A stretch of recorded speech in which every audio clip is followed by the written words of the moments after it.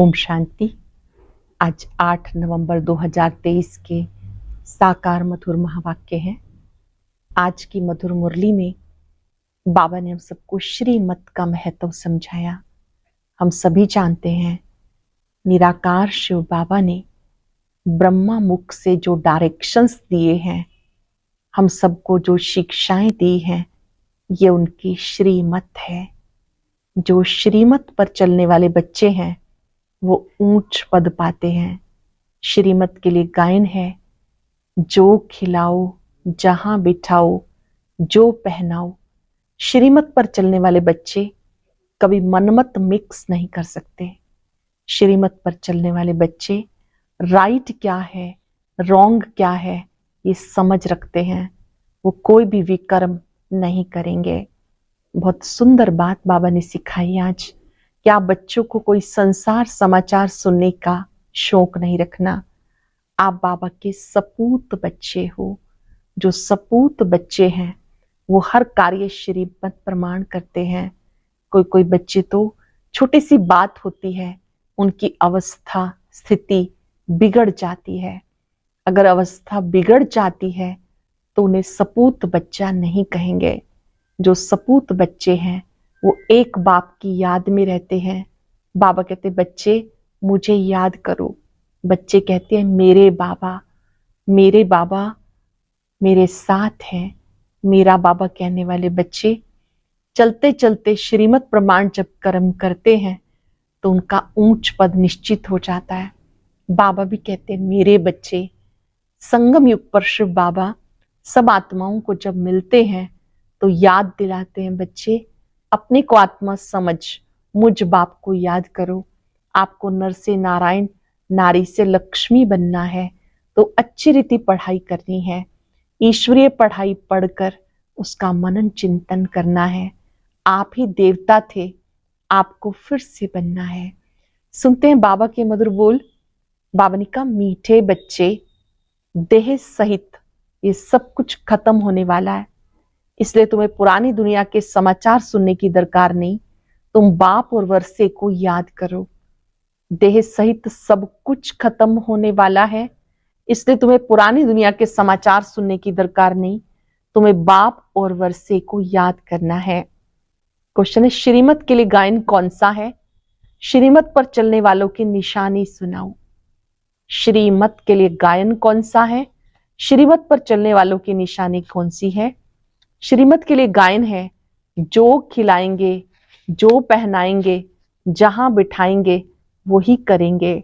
श्रीमत पर चलने वाले बच्चे बाबा की हर आज्ञा का पालन करते हैं। उनसे सदा श्रेष्ठ कर्म होते हैं। वो कभी श्रीमत में मनमत मिक्स नहीं करते हैं। उनमें राइट और रॉन्ग की समझ होती है। अटेंशन से सुनेंगे। श्रीमत के लिए गायन कौन सा है? जो खिलाएंगे जो पहनाएंगे जहां बिठाएंगे वही करेंगे। श्रीमत पर चलने वाले बच्चे बाप की हर आज्ञा का पालन करते हैं। उनसे सदा श्रेष्ठ कर्म होते। वो कभी श्रीमत में मनमत मिक्स नहीं करते। उनमें राइट और रॉन्ग की समझ होती है। गीत है बनवारी रे। ओम शांति। ये गीत किसका है? बच्चों का। कोई गीत ऐसे भी होते हैं जिसमें बाप बच्चों को समझाते हैं, लेकिन इस गीत में बच्चे कहते हैं बाबा अब तो हम समझ गए, दुनिया को तो पता नहीं कैसी ये झूठी दुनिया है, झूठे बंधन है, यहाँ सब दुखी हैं, तभी तो ईश्वर को याद करते हैं। सत्युग में ईश्वर से मिलने की बात ही नहीं, यहाँ दुख है तब आत्माएं याद करती हैं। परंतु ड्रामा अनुसार बाप मिलते ही तब है जब स्वयं आते हैं। बाकी और जो भी पुरुषार्थ करते हैं वो व्यर्थ है, क्योंकि ईश्वर को सर्वव्यापी मानते हैं। ईश्वर का रास्ता गलत बताते हैं। अगर कहीं ईश्वर और उनकी रचना के आदि मध्यंत को हम नहीं जानते तो ये बोलना सच है। आगे ऋषि मुनि सच बोलते थे। उस समय रजोगुणी थे। उस समय झूठी दुनिया नहीं कहेंगे। झूठी दुनिया नरक कलयुग अंत को कहते हैं। संगम पर कहेंगे यह नरक है, वो स्वर्ग है। ऐसे नहीं कि द्वापर को नरक कहेंगे। उस समय फिर भी रजो प्रधान बुद्धि है, अभी है तमो प्रधान। तो हेल और हेवन संगम पर लिखेंगे। आज हेल है, कल हेवन होगा। ये भी बाबा समझाते हैं। आज नरक है, कल स्वर्ग बन जाएगा। दुनिया नहीं जानती इस समय कलयुग का अंत है। सब अपना अपना हिसाब किताब चुकतू कर अंत में सतो प्रधान बनते हैं, फिर सतो रजो तमो में आना है। जिनका एक तो जन्म का पार्ट है वो सतो रजो तमो में आते, उनका पार्ट ही थोड़ा है। इसमें बड़ी समझ चाहिए। दुनिया में अनेक मत वाले मनुष्य हैं, इसमें बड़ी समझ चाहिए। सबकी एक मत तो हो नहीं सकती, हर एक का अपना अपना धर्म है, मत अपनी अपनी है। बाप का ऑक्यूपेशन अलग है, हर एक आत्मा का अलग है, धर्म भी अलग है, तो उसके लिए समझाने भी अलग चाहिए। नाम रूप देश काल सबका अलग है। देखने में आता ये फलाने का धर्म है। हिंदू धर्म में सब कहते हैं, परंतु उनमें सब भिन्न भिन्न है। कोई आर्य समाजी, कोई सन्यासी, कोई ब्रह्म समाजी, सन्यासी आदि जो भी हैं सबको हिंदू धर्म में मानते। हम लिखें कि हम ब्राह्मण धर्म के हैं अथवा देवता के हैं तो भी वो हिंदू में लगा देते, क्योंकि कोई सेक्शन तो उनके पास ये है नहीं। तो हर एक का फार्म अलग अलग होने से मालूम पड़ जाएगा। और कोई धर्म वाला होगा तो इन बातों को मानेगा नहीं, फिर उनको इकट्ठा समझाना मुश्किल है। वो समझेंगे ये अपने धर्म की महिमा करते हैं, इसमें द्वैत है। समझाने वाले बच्चे भी नंबरवार हैं, सब एक समान तो है नहीं, इसलिए महारथी को बुलाते। बाबा ने समझाया, मुझे याद करो, मेरी श्रीमत पे चलो। मुझे याद करो, मेरी श्रीमत पे चलो। इसमें प्रेरणा आदि की कोई बात नहीं। अगर प्रेरणा से काम हो तो फिर बाप के आने की दरकार नहीं। शिव बाबा तो यहाँ है, तो उनको प्रेरणा की क्या दरकार। ये तो बाप की मत पे चलना होता, प्रेरणा की कोई बात नहीं। कोई कोई संदेशियां संदेश ले आती हैं, उसमें बहुत मिक्स हो जाता। संदेशी तो सब एक जैसी है नहीं। जो संदेश लाने वाली संदेशियां हैं, बहुत पहले जब ध्यान में जाते थे संदेश लेकर आते थे। एक समय में अनेक संदेशियां ध्यान में जाती थी। बाबा ने कहा संदेशी भी सब एक जैसी नहीं है, माया का बहुत इंटरफेयर होता, दूसरी संदेशी से वेरीफाई कराना होता। कई तो कह देते हमारे में बाबा आते हैं, मम्मा आती है, फिर अपना अलग सेंटर खोल बैठते हैं, माया की प्रवेशता हो जाती। ये बड़ी समझने की बात है। बच्चों को बहुत सेंसिबल बनना चाहिए। जो सर्विसेबल बच्चे हैं वही इन बातों को समझ सकते हैं। जो श्रीमत पर नहीं चलते वो इन बातों को नहीं समझेंगे। जो समझदार बच्चे हैं वही समझेंगे, जो श्रीमत पे नहीं चलते वो इन बातों को नहीं समझेंगे। श्रीमत के लिए गायन है, आप जो खिलाएंगे, जो पहनाएंगे, जहां बिठाएंगे वो करेंगे। ऐसे कोई तो बाप की मत पे चलते हैं, कोई फिर दूसरों की मत के प्रभाव में आ जाते। कोई वस्तु नहीं मिली, कोई बात पसंद नहीं आई, झट बिगड़ पड़ते हैं। कोई वस्तु नहीं मिली, कोई बात पसंद नहीं आई तो झट बिगड़ पड़ते। सब थोड़ा ही एक जैसे सपूत बच्चे हो सकते हैं। हम सब अपनी अवस्था को देख लेंगे कि अगर हमें कोई वस्तु चाहिए और वो नहीं मिली, या कोई बात हमारे अनुसार नहीं हुई, तो हमारी स्थिति कैसी रहती है। सब एक जैसे सपूत बच्चे नहीं होते। दुनिया में ढेर की ढेर मत वाले हैं।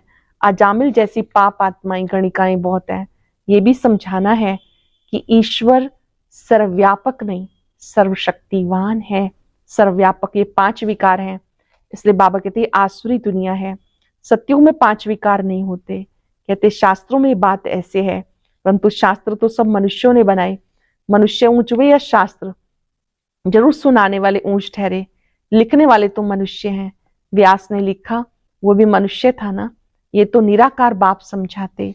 धर्म संस्थापकों ने भी आकर के सुनाया, उसका फिर बाद में शास्त्र बनता। जैसे श्री गुरु नानक देव जी ने सुनाया, बाद में ग्रंथ बनता। जिसने सुनाया उसका नाम हो गया। श्री गुरु नानक ने भी उनकी महिमा गाई। सबका बाप वो एक है। बाबा कहते जाकर धर्म स्थापन करो। ये बेहद का बाप कहते हैं, मुझे कोई भेजने वाला नहीं। धर्म संस्थापक जितने भी हैं उन्हें कोई भेजने वाला है, लेकिन शिव बाबा कहते मुझे तो कोई भेजने वाला नहीं। शिव बाबा खुद बैठ समझाते, वो है मैसेज ले आने वाले, मुझे कोई भेजने वाला नहीं। मुझे मैसेंजर व पैगंबर नहीं कहेंगे। मैं तो आता हूं बच्चों को सुख शांति देने। मुझे कोई ने कहा नहीं, मैं तो खुद मालिक हूं। मालिक को भी मानने वाले होते, परंतु उससे पूछना चाहिए तुमने मालिक का अर्थ समझा। वो मालिक है, हम उनके बच्चे हैं, तो जरूर वर्षा मिलना चाहिए। बच्चे कहते हैं हमारा बाबा, तो बाप के धन के तुम मालिक हो। मेरा बाबा, बच्चे ही कहेंगे मेरा बाबा, तो फिर बाबा का धन भी मेरा। अभी क्या कहते हैं हमारा शिव बाबा, बाबा भी कहेंगे हमारे बच्चे हैं। बाप से बच्चों को वर्षा मिलता, बाप के पास प्रॉपर्टी होती, बेहद का बाप है, स्वर्ग का रचयिता। भारतवासियों को भी प्रॉपर्टी किससे मिलती? शिव बाबा से। शिव जयंती भी मनाते। शिव जयंती के बाद फिर होगी श्री कृष्ण जयंती, फिर श्री राम जयंती। बस मम्मा बाबा की जयंती और जगदम्बा की जयंती से तो कोई, मम्मा की जयंती जगदम्बा की जयंती तो कोई गाते नहीं। शिव जयंती, फिर राधे कृष्ण की जयंती, फिर राम सीता की जयंती। जब शिव बाबा आए तब शूद्र राज्य विनाश हो, ये राज कोई भी समझते नहीं। बाबा समझाते, वो आते हैं जरूर। बाप को क्यों बुलाते हैं? श्री कृष्णपुरी स्थापन करने के लिए। तुम जानते हो शिव जयंती बरोबर होती, शिव बाबा नॉलेज दे रहे हैं। आदि सनातन देवी देवता धर्म की फिर से स्थापना हो रही है। शिव जयंती है बड़े से बड़ी जयंती, फिर है ब्रह्मा विष्णु शंकर। अब प्रजापिता ब्रह्मा तो मनुष्य सृष्टि में है, फिर रचना में मुख्य हैं श्री लक्ष्मी नारायण, तो शिव है मात पिता, फिर मात पिता ब्रह्मा और जगदम्बा भी आ जाते। ये समझने और धारण करने की बातें हैं। पहले पहले समझाना है, बाप परम पिता परमात्मा आते हैं पतितों को पावन बनाने। वो नाम रूप से न्यारा हो तो उनकी जयंती कैसे हो सकती है? गॉड को फादर कहा जाता, फादर को सब मानते हैं। निराकार है आत्मा और परमात्मा, आत्माओं को साकार शरीर मिलता, ये समझने की बातें हैं।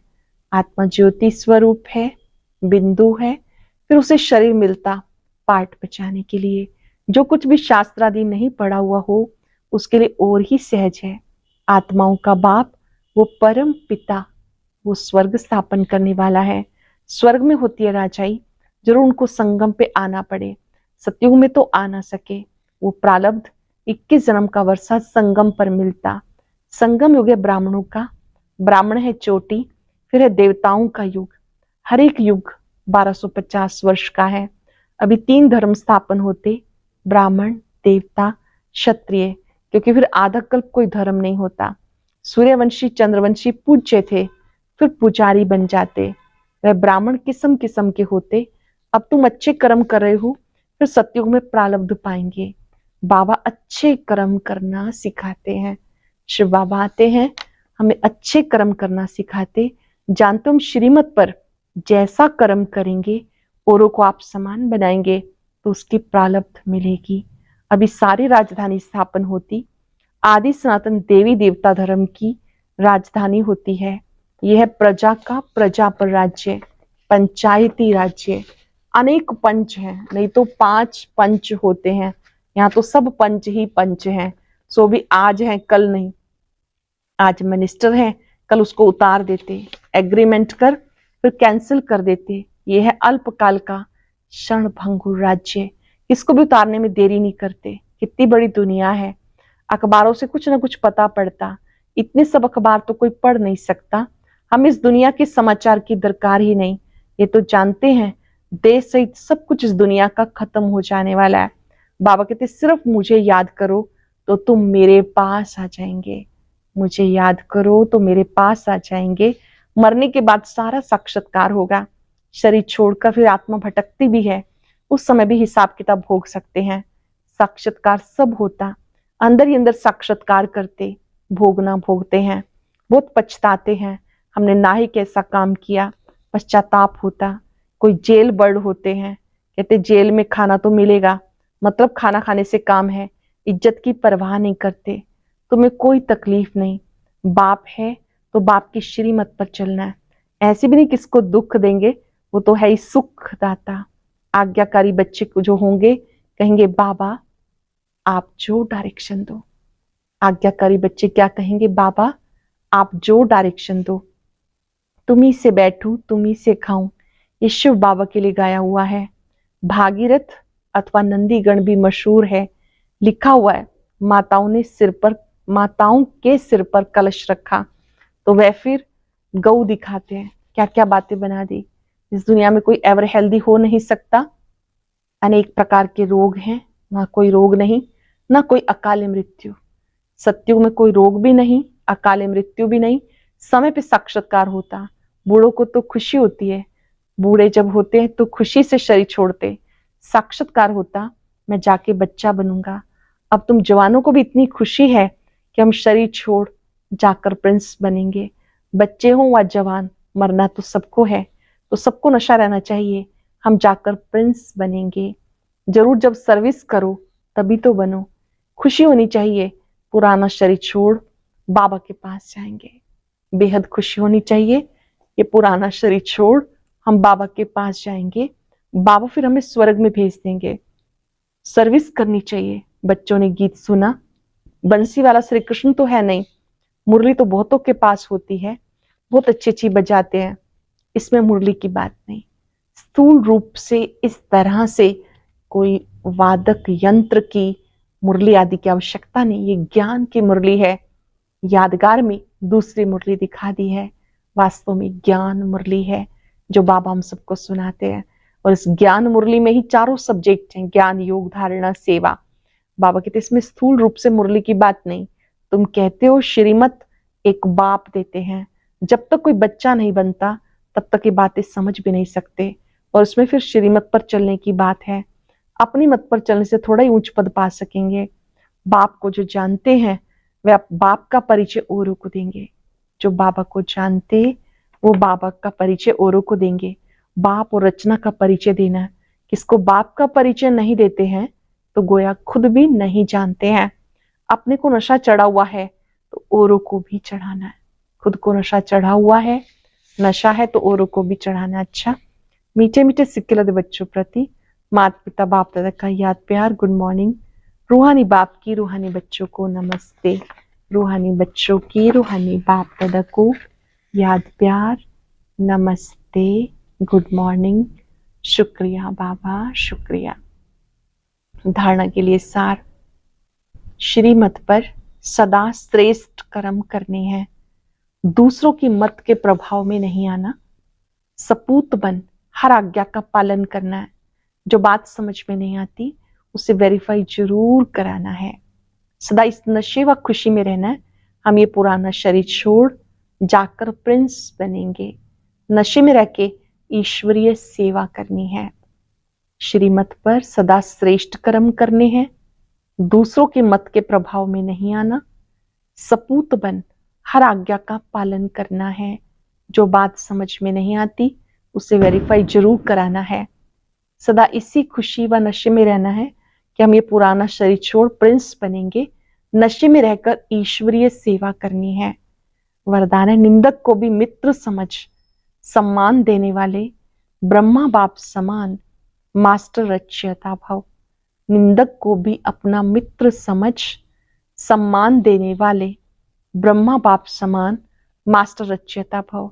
जैसे ब्रह्मा बाप ने स्वयं को विश्व सेवाधारी समझ हर एक को सम्मान दिया, सदा मालिकम सलाम किया। ऐसे कभी नहीं सोचा कि कोई सम्मान दे तो मैं दूं। निंदक को भी अपना मित्र समझकर सम्मान दिया। ऐसे फॉलो फादर करो। सिर्फ सम्मान देने वाले को अपना नहीं समझो, गाली देने वाले को भी अपना समझ सम्मान दो, क्योंकि सारी दुनिया ही आपका परिवार है। सर्वात्माओं के तना आप ब्राह्मण हो, इसलिए स्वयं को मास्टर रचयिता समझ सबको सम्मान दो, तभी देवता बनेंगे। जैसे ब्रह्मा बाप ने स्वयं को विश्व सेवाधारी समझ हर एक को सम्मान दिया, सदा मालिकम सलाम किया। ऐसे कभी नहीं सोचा कि कोई सम्मान दे तो मैं दूं। निंदक को भी मित्र समझ के सम्मान दिया। ऐसे फॉलो फादर। सिर्फ सम्मान देने वाले को अपना नहीं समझो, गाली देने वाले को भी अपना समझकर सम्मान दो, क्योंकि सारी दुनिया आपका परिवार है। सर्वात्माओं के तना आप ब्राह्मण हो, स्वयं को मास्टर रचयिता समझ सबको सम्मान दो, तब देवता बनेंगे। स्लोगन है, माया को सदा के लिए विदाई देने वाले ही बाप की बधाइयों के पात्र बनते हैं। माया को सदा के लिए विदाई देने वाले ही बाप की बधाइयों के पात्र बनते हैं। आज हम सब बाबा से वायदा करेंगे कि हम सभी को सम्मान देंगे। मैं मास्टर रचयिता हूं। एकाग्र हो जाएं।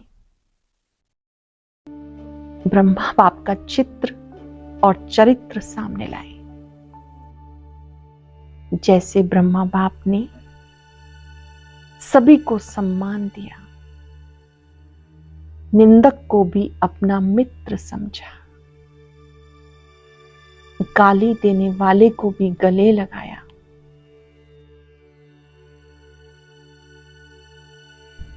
ब्रह्मा बाप को फॉलो करते हुए दृढ़ संकल्प करें, हर एक को सम्मान देना है। हर एक आत्मा शिव बाबा के परिवार का एक हिस्सा है। प्रभु परिवार की हर आत्मा को सम्मान देना है, सत्कार देना है। सभी के गुणों को देखना ही सम्मान देना है। वक्त पर सहयोग देना ही सम्मान देना है। बाप समान रच्यता की स्टेज पर सेट हो जाए। बाबा से शक्तियां लेकर सबको देते जाए। हर एक आत्मा ईश्वरीय सम्मान पाकर बाबा की छत्र छाया में रहे। शुक्रिया बाबा, शुक्रिया। ओम